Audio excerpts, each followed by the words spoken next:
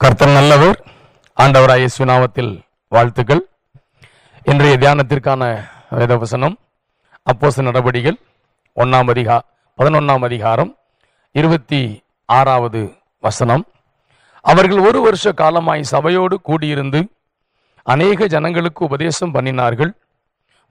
முதல் அந்தியோகியாவிலே சீசர்களுக்கு கிறிஸ்தவர்கள் என்கிற பெயர் வழங்கிற்று.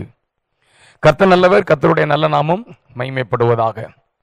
அந்தியோகியா என்னும் அந்த பட்டணத்தில் தேவனுடைய ஜனங்களுக்கு, சீசர்களுக்கு, இயேசு கிறிஸ்துவை பற்றி ஆராதிக்கும், அவரை பற்றி கொண்டு உறுதியாய் நிற்கும் சீசர்களுக்கு கிறிஸ்தவர்கள் என்கிற பெயர் முதலில் உண்டாயிற்று.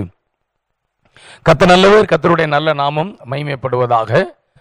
அந்த 1ஆம் நூற்றாண்டிலே இயேசுவை அநேகர் கிறிஸ்துவாக முதலாவது பார்க்க முடியவில்லை. நாட்கள் செல்ல செல்ல இயேசுவை கிறிஸ்துவாக ஜனங்கள் பார்க்கும்படிக்கு என் ஆண்டவராகிய தேவன் இந்த பூமியின் மேல் இருக்கும் மனிதர்களுக்குள்ளே காணப்படும் நுகத்தடிகளை உடைத்து அவர்கள் வாழ்க்கைக்குள்ளே மாற்றங்களை உண்டு பண்ணி அவர்கள் தேவனுடைய ஜனங்கள் என்றும் அவர்கள் வெளிச்சத்தில் வாழ வேண்டியவர்கள் என்றும் இருளின் ராஜ்யத்தை உடைத்து ஆமீன் அவர்களை தேவனுடைய ராஜ்யத்திற்குள்ளே கொண்டு வரும்படியான மனம் திரும்புதலை தந்தும் மன மாற்றத்தை தந்தும் என் ஆண்டவராகிய இயேசு கிறிஸ்து செய்த செயல்களை கவனித்த போது, ஆமேன், அதை அறிந்த போது, ருசித்த போது இயேசுவை கிறிஸ்துவாக ஏற்றுக்கொண்டார்கள். இயேசுவை பிதாவாகிய தேவன் கிறிஸ்துவாக அபிஷேகம் பண்ணப்பட்டவராக இந்த பூமியில் அனுப்பி இருக்கிறார் என்று மெய்யாகவே எல்லாரும் அறிந்து கொண்டார்கள். கர்த்தர் நல்லவர். கிறிஸ்து என்று சொன்னால் அபிஷேகம் பண்ணப்பட்டவர் என்று அர்த்தம். கிறிஸ்து என்னும் கிரேக்க சொல்லுக்கு இதுவே பொருள். பழைய ஏற்பாட்டின் காலத்திலே மேசியா என்று அழைக்கப்படுகிற சொல்லும் புதிய ஏற்பாட்டின் காலத்தில் கிறிஸ்து என்று அழைக்கப்படுகிற எந்த சொல்லும் ஒரே அர்த்தம் உடையது. இரண்டுக்கும் அர்த்தம் அபிஷேகம் பண்ணப்பட்டவர். இயேசுவை பிதாவாகிய தேவன் அபிஷேகம் பண்ணி இந்த பூமிக்கு அனுப்பினார்.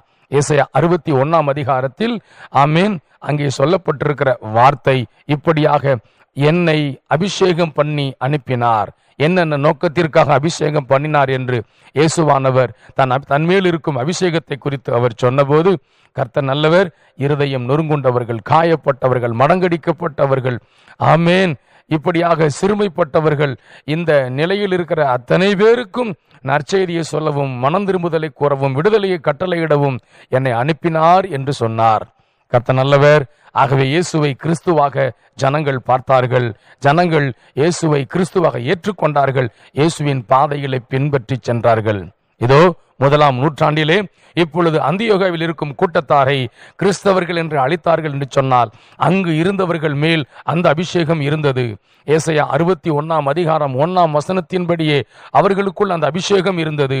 அபிஷேகம் என்பது ஒரு குறிப்பிட்ட காரியத்தை ஆமீன் செய்வதற்கு பெரியவர் சின்னவனை அனுப்பும் செயலுக்கு பெயரே அபிஷேகம். ஆகவே பிதாவாகிய தேவன் தம்முடைய குமாரனை அபிஷேகம் பண்ணி இந்த பூமியிலே பாவிகளை ரட்சிக்கும்படியாக அனுப்பினார். அந்த அபிஷேகம் எல்லா ஜனங்களுக்குள்ளும் புறப்பட்டு சென்று ஜனங்களை விடுதலையாக்கியது, அவர்களை ரட்சித்தது.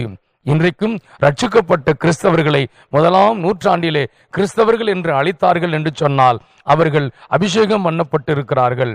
அவர்கள் மேல் இந்த அபிஷேகம் தங்கி இருக்கிறது என்று அர்த்தம். கர்த்தர் நாம மகிமைப்படுவதாக. கிறிஸ்தவர்கள் என்று சொன்னால் கிறிஸ்துவை உடையவர்கள் அல்லது கிறிஸ்துவை போல அபிஷேகம் பெற்றவர்கள்.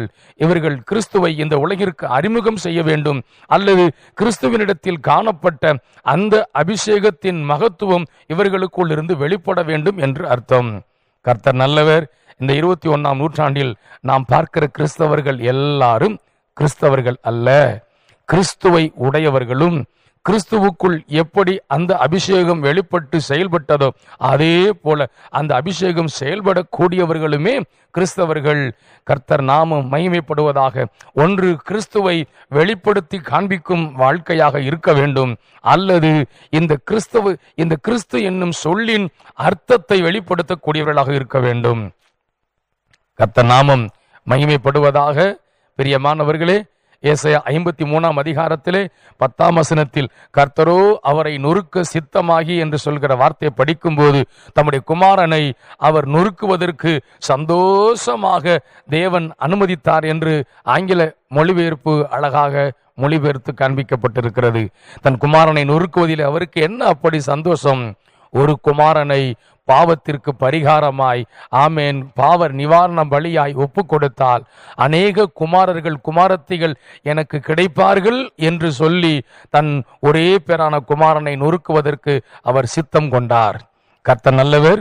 ஒரு கிறிஸ்து அன்றைக்கு சிலுவையிலே மரித்ததினால் இன்று அவரை போல ஏராளமான கிறிஸ்துக்கள், ஏராளமான கிறிஸ்தவர்கள் தோன்ற முடியும் என்பதுதான் பிதாவாகிய தேவனுடைய விருப்பம். அந்த விருப்பத்தின்படியே தம்முடைய குமாரனை நொறுக்குவதற்கு ஒப்பு கொடுத்தார். பாவ நிவாரண பலியாக ஒப்பு கொடுத்தார். அவரை குற்ற நிவாரண பலியாக ஒப்பு கொடுத்தார். எந்த மனுஷனுடைய பாவ சாபத்திற்கும் அவரை மீட்கும் பொருளாக ஒப்பு கொடுத்தார்.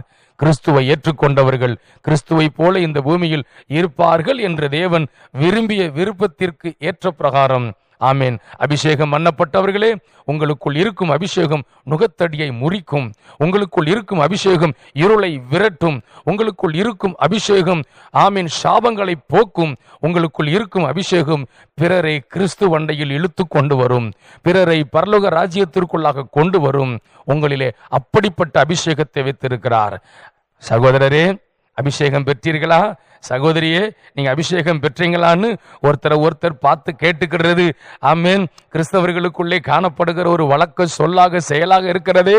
அந்த அபிஷேகம் எப்படிப்பட்டது என்று சொன்னால், கிறிஸ்துவை போல பிதாவாகிய தேவன் ஏசாயா 61 அதிகாரத்தில் 1 வசனத்திலே, ஏசாயா 61:1 இயேசுவை எப்படி அபிஷேகம் பண்ணி அனுப்பினாரோ அந்த அபிஷேகத்தை தான் நம்மேல் வைத்திருக்கிறார். அந்த அபிஷேகம் என்னெல்லாம் செய்யுமோ அதையெல்லாம் செய்யும்படி வைத்திருக்கிறார். இயேசுவை வெளிப்படுத்தி காண்பிப்போம். கிறிஸ்துவை வெளிப்படுத்தி காண்பிப்போம். கிறிஸ்தவர்கள் என்னும் ஸ்தானத்தில் நின்று உலக ஜனத்தை, ஆமேன், ரட்சிப்புக்கு நேராக நடத்துவோம். கர்த்தர் நம்மை ஆசீர்வதிப்பார். ஆமேன், ஆமேன்.